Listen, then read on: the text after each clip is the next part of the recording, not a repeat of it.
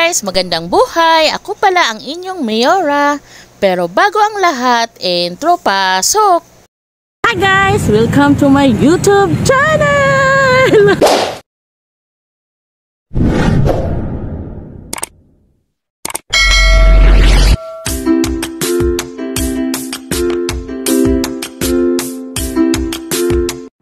Magluto tayo ngayon ng kinamatisang manok. Ang recipe ko na hindi ko makalimutan kasi hindi ko makalimutan ang sarap. Mikos-mikos ni Insan, ayan na, alam nyo na. Lang guys, ang aking pinanghalo dyan, yun yung aking pinagtitimpla.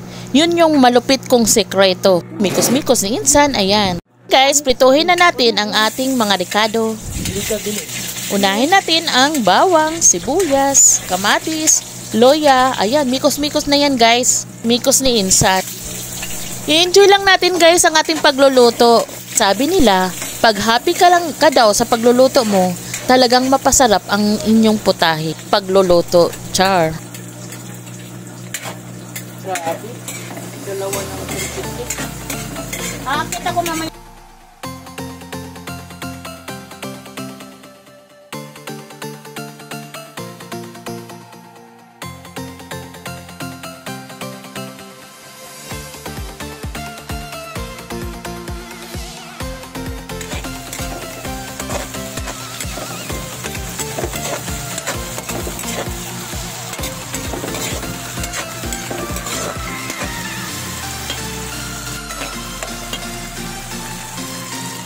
Yan na guys, pagkatapos ilagay na natin ang ating manok.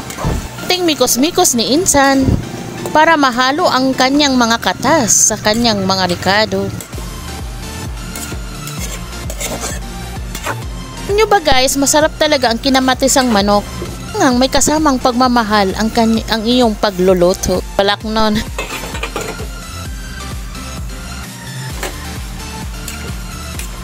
Guys, malapit na maluto, kumulo-kulo na siya.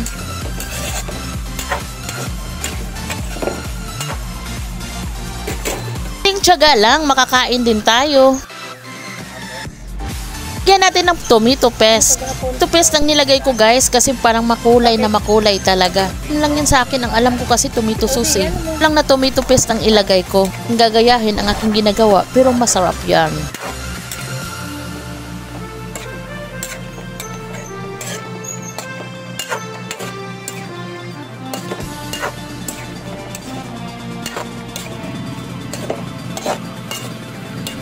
Ang halo-haloin yan guys kasi parang hindi nagkulay yung tomato paste pag hindi mo siya hinahalo. Pero alam ko naman habang kumukulo-kulo siya at maghahalo din yan. Diba guys, kumukulay na siya. Lang talaga magtiyaga tayo sa ating pagluluto para mapakain natin ang ating mga anak na masarap na ulam. Ang ating mahal na asawa na siya naghahanap buhay, charot. Yan na guys, kumulo-kulo na. Kunting tiis na lang, kunting tiyaga, makakain din.